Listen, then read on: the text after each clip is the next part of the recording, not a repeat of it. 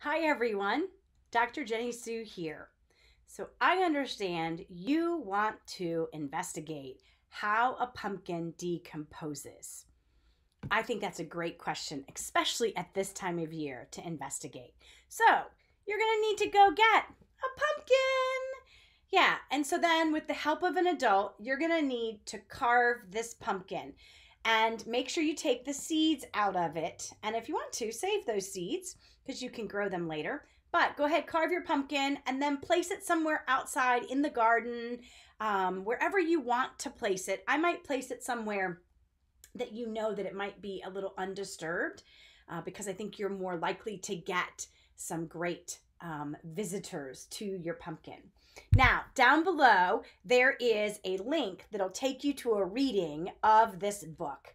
I've shared this book before, Rotten Pumpkin in 15 Verses, but go through and watch this and learn about how researcher David Schwartz, he did the same investigation and has cataloged what organism helped to decompose his pumpkin.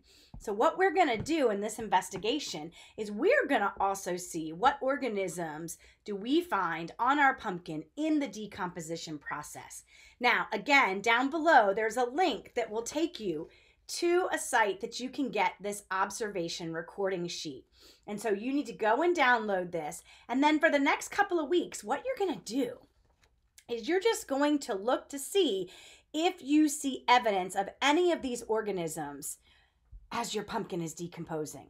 So for instance, in the story, David talks about black rot and how that showed up in his pumpkin as it was decomposing. So what you want to do is you want to look for evidence of black rot, and you want to then mark what weeks you saw it first appear and then what weeks was it still present. And so if it showed up on week 2, you're going to simply mark week 2. If it's there week 3, week 4, you're going to continue to mark it that it was present those weeks. So go and get the recording sheet, listen to the story, and then set up your investigation. Now, this first investigation that we're doing is really what I like to call a descriptive research investigation. We are just going to be describing what organisms help to decompose our pumpkin.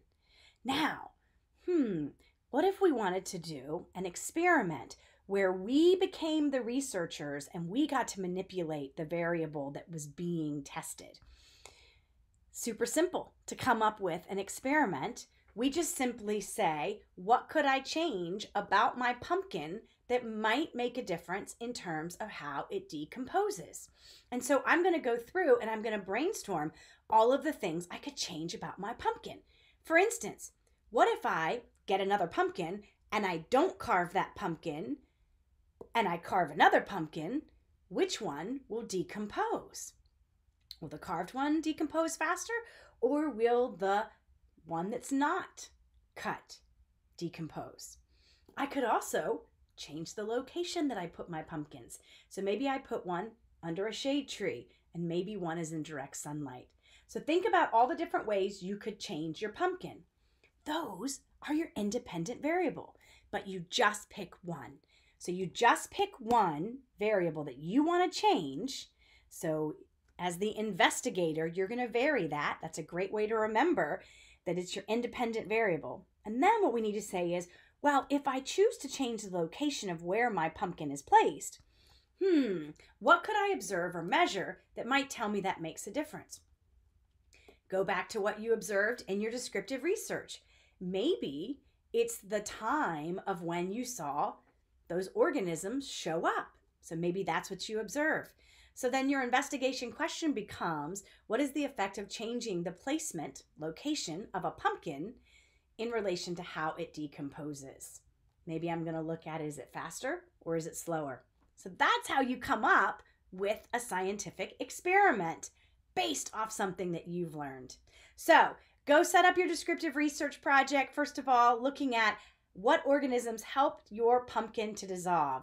Get your recording sheet so that you can record over the next couple of weeks and have fun doing science.